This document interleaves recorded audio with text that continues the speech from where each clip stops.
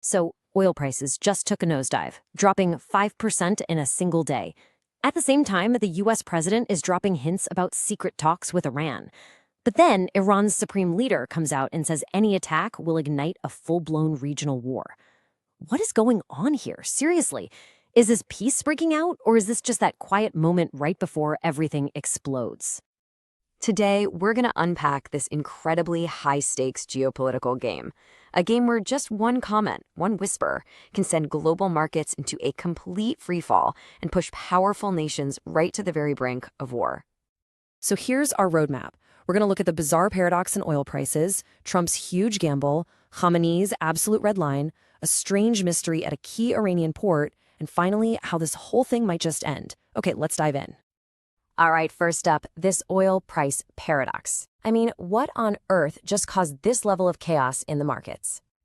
Well, in one single day, West Texas Intermediate crude oil, that's the big benchmark for U.S. oil prices, it plunged over 5%.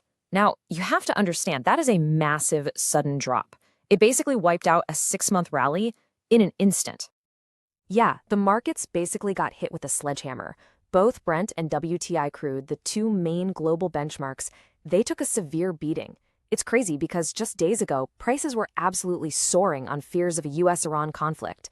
And then, boom, the floor completely fell out from under them. And here's why. It all came down to this. One single comment, a total bombshell dropped by President Trump, suggesting that behind all the public threats and the military posturing, diplomacy was secretly back on the table. And just like that, the immediate risk of war seemed to just evaporate.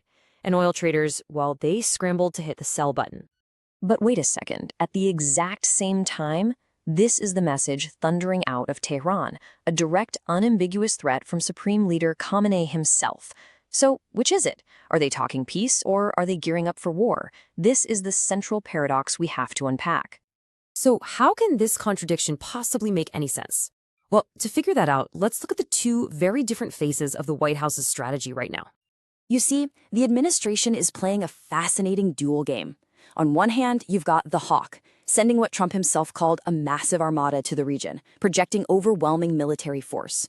But on the other hand, you've got the dealmaker, confirming these back-channel talks and talking about hope for resolution. It's really the classic good cop, bad cop routine, just played out on a global scale. It's designed to keep the hardliners happy while creating an off-ramp from a potentially catastrophic war. And listen, these aren't just vague rumors. These potential talks in Ankara are really taking shape, with major regional powers trying to mediate. The agenda is exactly what you'd expect: nukes, missiles, and Iran's proxy forces.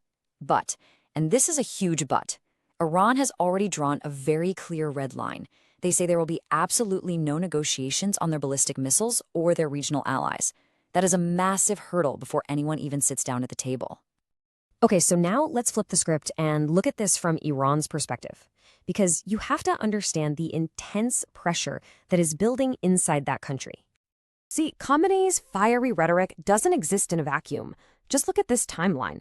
After Trump's re-election, tensions escalated into a direct war with Israel, which led to U.S. strikes on Iranian nuclear sites. All of that, combined with a totally crippled economy, has ignited the most violent, the most widespread internal protests since the 1979 revolution. The regime is quite literally fighting for its own survival. And get this, look at this staggering difference in the reported death toll from those protests. The Iranian regime admits to maybe 3,000 deaths, but Western intelligence, they're suggesting the real number could be closer to 20,000. This points to an absolutely brutal crackdown, and a regime that is desperate to control the narrative of its own deep internal dissent. So here's the crucial point. With its back against the wall, Iran is projecting absolute, unshakable strength. Khamenei's threat to deliver a firm blow isn't just empty talk. Gulf states are apparently warning Washington that Iran has completely rebuilt its missile arsenal since last year's war, and that they've hidden it deep in the mountains, ready to devastate U.S. assets across the entire region. You know, as if this whole balancing act wasn't precarious enough, a mysterious new element has just been thrown into the mix. There's an old saying, in geopolitics, timing is everything. And believe me, the timing of this next event is deeply, deeply suspicious. So a deadly explosion rocks Bandar Abbas, a critical Iranian port right near the Strait of Hormuz. And when does it happen? It happens just as these diplomatic whispers are getting louder and right before Iran was planning to hold major naval drills. You have to ask yourself, is that a coincidence? It seems unlikely.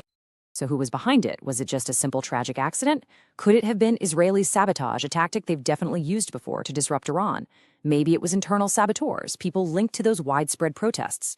Or, and this is the most chilling possibility, was it a false flag, a setup, designed by hardliners on either side to completely derail any peace talks and justify a war?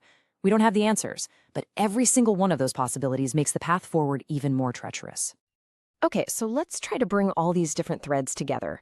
Let's look at what is truly at stake here and where this whole crisis could go from here. Make no mistake, this is not just some distant regional squabble. A war could send oil prices screaming past $100 a barrel, shaking the entire global economy. It would upend regional stability, it directly affects Israeli security, and it could shift the global balance of power with, you know who, China and Russia watching very, very closely. This matters to everyone. Broadly speaking, there are really three ways this whole thing can play out. Path number one is the optimistic one. A deal is somehow struck in Ankara, sanctions ease, Iran's nuclear program is frozen, and markets finally calm down.